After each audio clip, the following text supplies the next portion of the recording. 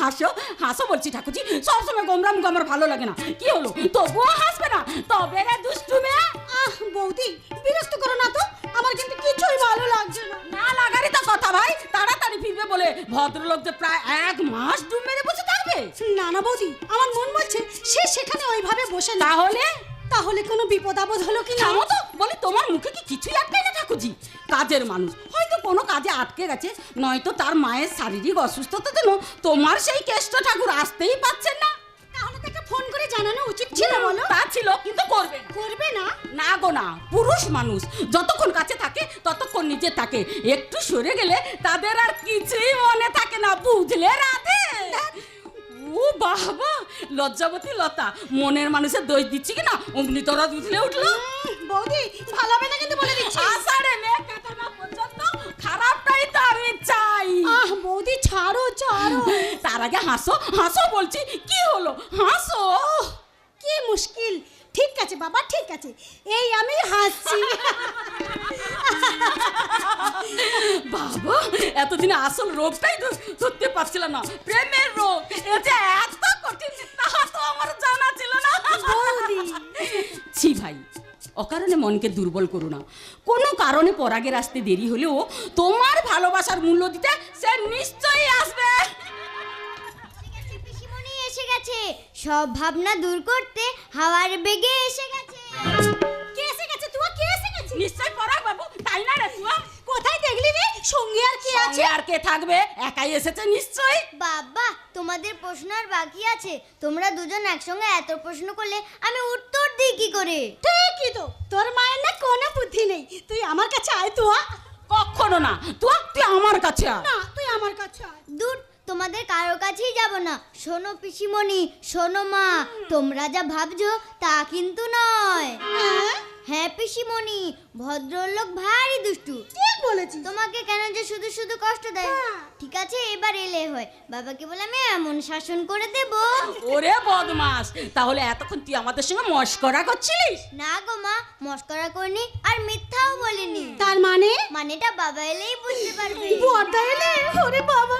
হ্যাঁ গো পিসিমণি, বাবা ফোনে এই ব্যাপারে কার সঙ্গে কথা বলছিল আমি শুনেছি, তাই তো ছুটে এসেছি আগাম খবরটা দিয়ে তোমাকে একটা কথা বলবো বলে। কি কথা? কি মজা, কি মজা, কি মজা, কি মজা, কি মজা, কি মজা। পরেছি সাদা জামা, তাতে লাল ফুল, চুলেতে বাঁধ দিতে, কানে দেব। কি মজা, কি মজা, কি মজা, কি মজা, কি মজা, কি মজা। পরেছি সাদা জামা, তাতে লাল ফুল, চুলেতে বাঁধ দিতে, কানে দেব দুল। কি মজা, কি মজা, কি মজা, কি মজা, কি মজা, কি মজা, কি মজা, কি মজা, কি মজা। বন্ধ করো তোমাদের আনন্দের হাসি, তোমরা বন্ধ করো। না না, তুই আমাকে দাদা বলে ডাকবি না। তোর মুখ থেকে আর আমি দাদা ডাক শুনতে চাই না। তুমি কি বলছো বড়দা? আমি? তুই আমার বংশের কলঙ্ক। তোর জন্য আজ আমার মান সম্মান যেতে বসেছে। না দাদা না। হ্যাঁ হ্যাঁ হ্যাঁ, তোর এই খামখেয়ালির জন্য চৌধুরী টি গার্ডেন স্কুলের দরজা সারা জীবনের মতো আমার বন্ধ হয়ে যাওয়ার পথে। আমি ঠিকই বলছি অহনা, আমি ঠিকই বলছি। পরাগের মা ফোনে আমাকে সেই হুঁশিয়ারি দিয়েছেন। ঠাকুরজি, ঠাকুরজি, কিন্তু এ ব্যাপারে ঠাকুরজি তো একার দোষ না, পরাগও তো। কোনো কথা নয় অহনা, কোনো কথা নয়। আজ আমি কারো কোনো কথা শুনতে চাই না। পরাগের মায়ের ইচ্ছা মতো আগামী 7 দিনের মধ্যে ওই হতচ্ছাড়িকে অন্য কোনো পাত্রের হাতে তুলে দিয়ে আমি আমার পাপের প্রায়শ্চিত্ত করব।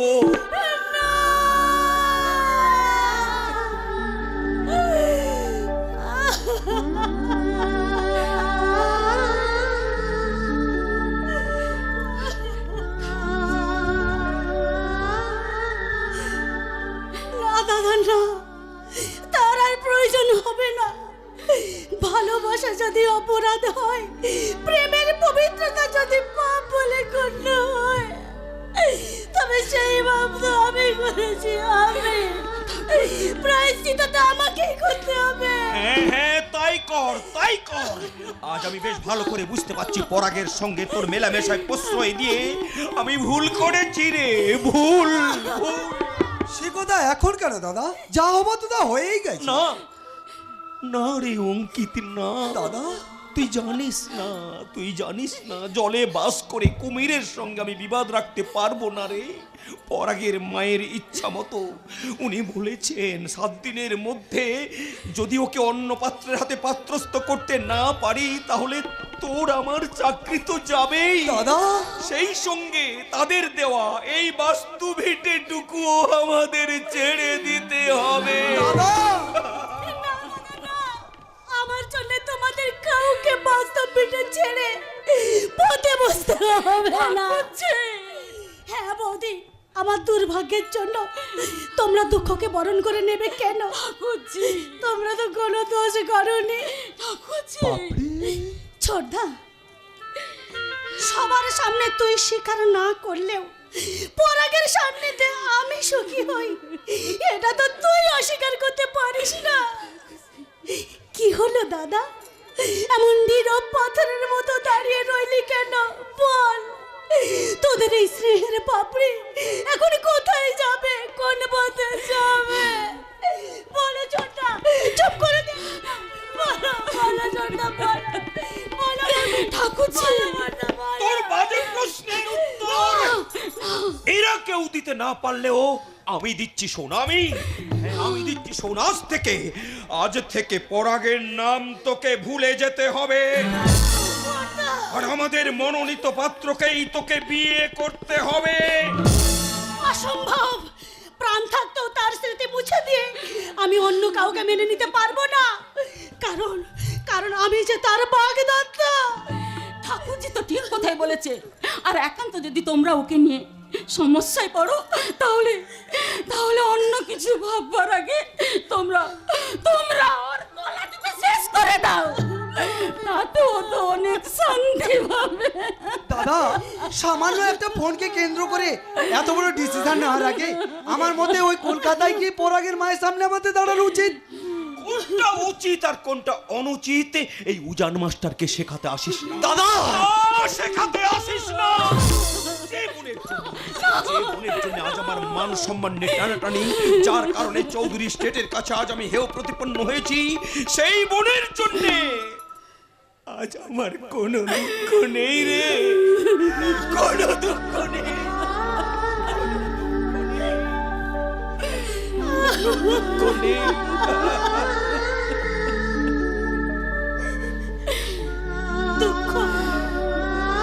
দুঃখ আজ আমারও নেই বর্দা।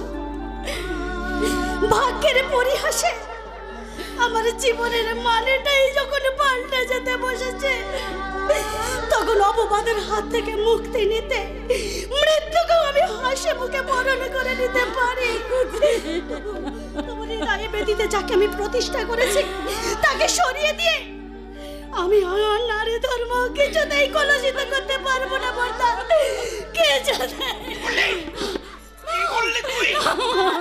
আমার এই মুখের ওপর তুই ঠিক আছে তাহলে শোন হতচ্ছাড়ি, এই মুহূর্তে তুই আমার বাড়ি থেকে বেরিয়ে যা।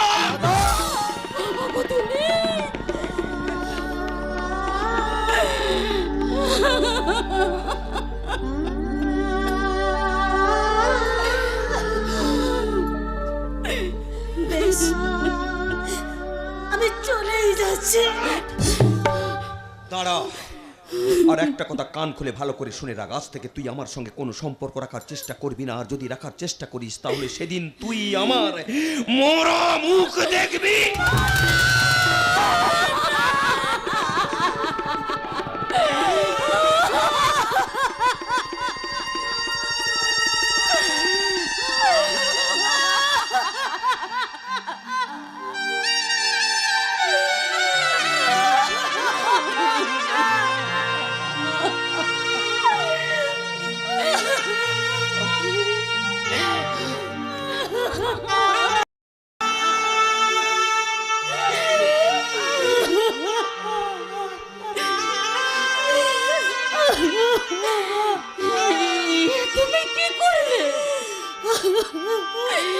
ঠাকুরজি কি?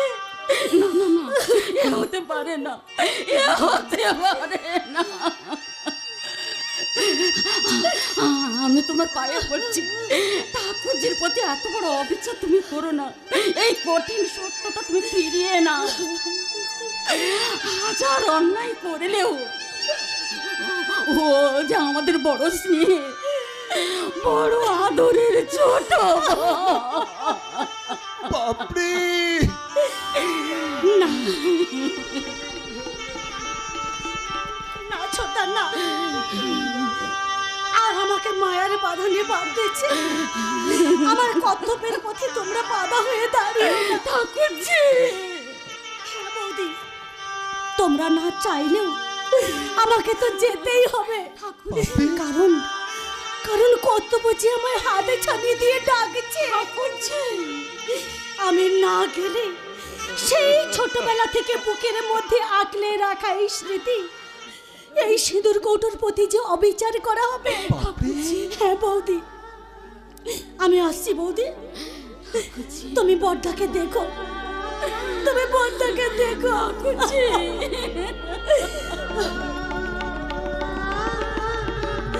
ছোটা, আমি আসছি ছোটা।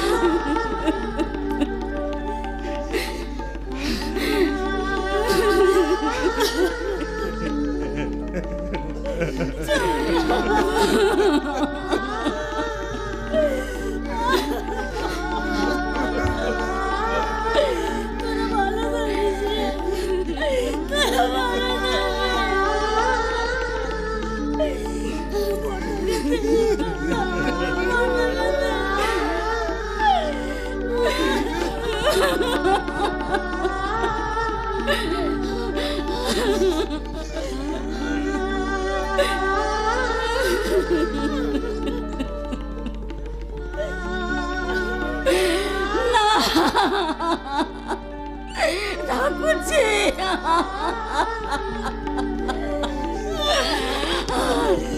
ঠাকুরজি,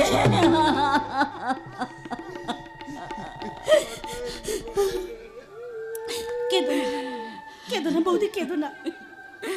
তোমরা কাঁদলে তোমাদের চোখের জলের পিছনে পথ ধরে আমি আমার কর্তব্যের পথে এগোবো কি করে? হ্যাঁ বৌদি, তুই স্কুল থেকে ফিরে এসে আমাকে দেখতে না পেয়ে তোমাদের হয়তো অতিষ্ঠ করে তুলবে। তার শিশু মনির অভদ্র যন্ত্রণা হয়তো তোমাদেরকে। না না, আর দেরি নয়, সে স্কুল থেকে আসার আগে আমাকে এখান থেকে চলে যেতে।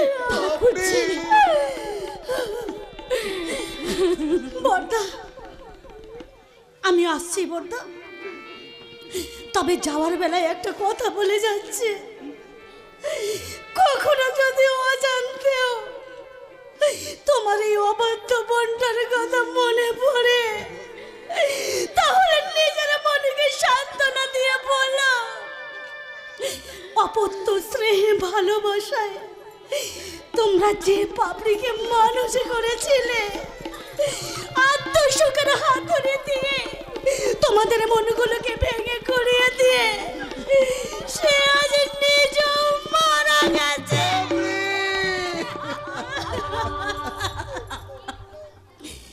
বুঝবে না কেউ, বুঝবে না কি যে মনের ব্যথা। অন্ধক্ষণে অন্তরে থাকে